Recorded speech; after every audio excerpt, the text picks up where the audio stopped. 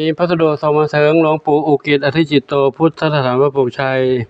ตำบลบ้านสาอำเภอแจ้ห่มจังหวัดลำปางจำนวน1 ห่อเดี๋ยวแกะดูข้างในเป็นไรเนาะแกะห่อออกแล้วเป็นมุ้งสำหรับคลุมกรงน้องเหมียวเนาะกรงน้องเหมียวซึ่งส่งมาจากคุณโยมยายหมอเนาะคุณโยมยายหมอได้แจ้งมาทางไลน์ล่วงหน้าแล้วว่ามีส่งมุ้งมาให้น้องเหมียวเนาะเป็นมุ้งกรงคุมกรงเนาะตอนนี้ได้รับเรียบร้อยแล้วขออนุโมทนาสาธุขอบุญกุศลทั้งหลายจงเป็นพระวะปัจจัยนุนนำค้ำชูให้คุณโยมยายหมอพบความสุขความเจริญมีความสุขกายสุขใจปรารถนาที่ใดขอได้ทุกความมุ่งมั่นปรารถนาทุกประการเทินสัพพิติโยวิวัชชันตุสัพพะโลกโควินัสตุมาเตพุทธวันตรายโยสุขีทีคายุโกภวะอภิวาทนาสิริสนิจังวุธาปจายโนจัตตารโอธรรมาวัฏันติอายุวโนสุขังพระลังสาธุซึ่งคุณโยมยายหมอก็ได้ส่งทั้งกรงทั้งมุ้งทั้งแผ่นรองกรงให้กับน้องเหมียว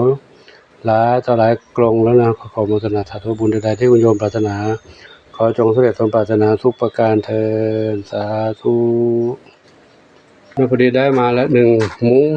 เดี๋ยวลองคลุมกรงให้น้องหนุ่มรอเท้าขาวนี่ที่น้องได้เนาะได้อยู่เนาะเดี๋ยวลองคลุมดูนะครับ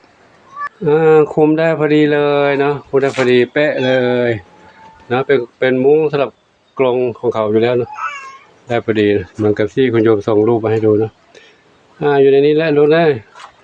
ยุงไม่กัดและเนาะแมลงวันไม่ตอมแล้วเนาะอยู่ในนี้สบายใจเลยอยู่นี่สบายใจเนาะมีซิปเปิดเข้าประดอกให้อาหารได้มีซิปอยู่ไหนได้อยู่ซิปตามมุมก็มีนะรถขึ้นก็เปิดขึ้นได้เลยหรือว่าจะเปิดเฉพาะช่องประตูก็ได้ช่องนี้ช่องประตูนะอยู่นี่มีสุขแล้วนะอยู่มีสุขนะขอโมทนาสาธุขอโมทนากับโยมยายหมอเนาะที่มีความรักมีความห่วงใยต่อน้องเหมียวขออวยพรทุกท่านที่มีความรักน้องเหมียวโชคดีมีความสุขสมปรารถนา